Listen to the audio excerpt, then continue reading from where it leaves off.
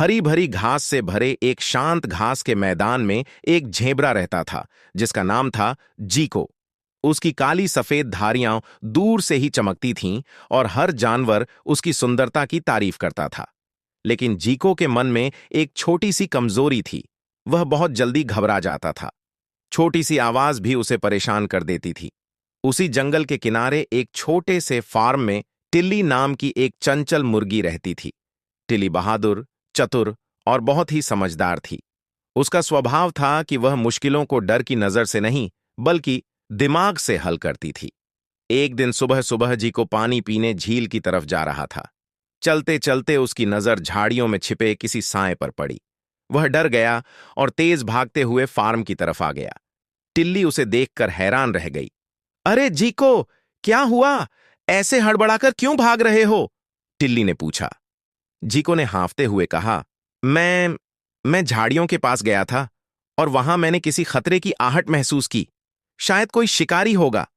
टिल्ली ने शांत स्वर में कहा, डरना ठीक है, लेकिन बिना देखे अंदाजा लगाकर भागना समझदारी नहीं है। पहले पता तो लगाओ कि असली खतरा है या नहीं। जीको थोड़ा शर्मिंदा हुआ लेकिन बोला, मैं डर के कारण कुछ सोच ही नहीं पाता। टिल्ली मुस्कुराई, तो चलो, आज मैं तुम्हें सिखाती हूं कि डर से कैसे निपटा जाता है। वे दोनों झील की ओर चल पड़े।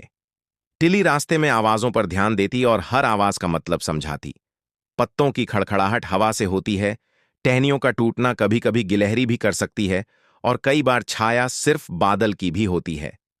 जब वे झील के पास पहुंचे, वही आवाज फिर आई। जी को फिर घबरा गया, लेकिन टिल्ली आगे बढ़ी और बोली, पहले चेक करते हैं। वह धीरे धीरे झाड़ियों के पास गई, चारों ओर झांका, फिर मुस्कुराकर बोली, अरे, ये तो एक छोटा सा खरगोश है जो पत्ते खा रहा है। यही आवाज तुमको खतरा लग रही थी। जीको को समझ आया कि उसका डर बेवजह था। मैंने तो सोचा था कोई बड़ा जानवर होगा, जीको बोला। टिल्ली ने कहा, डर तब खतरनाक होता है जब वह हमें सोचने नहीं देता, लेकिन अगर हम डर के बावजूद ठंडे दिमाग से सोचें तो समस्या छोटी हो जाती है। कुछ दिन बीत गए। जीको की हिम्मत अब पहले से ज्यादा बढ़ चुकी थी।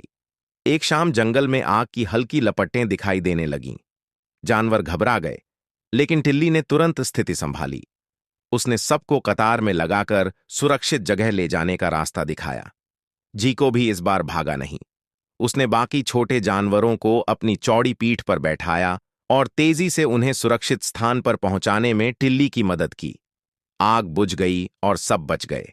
अब जानवर टिल्ली की बुद्धिमानी और जीको की नई हिम्मत की तारीफ कर रहे थे। टिल्ली ने मुस्कुराते हुए कहा, देखा जीको, जब डर को समझदारी के साथ संभाला जाता है तो सबसे कठिन समय भी आसान हो जाता है।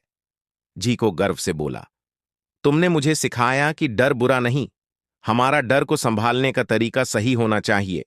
सीख डरना गलत नहीं, लेकिन डर के बावजूद समझदारी और शांत दिमाग से काम लेना सबसे बड़ी हिम्मत होती है।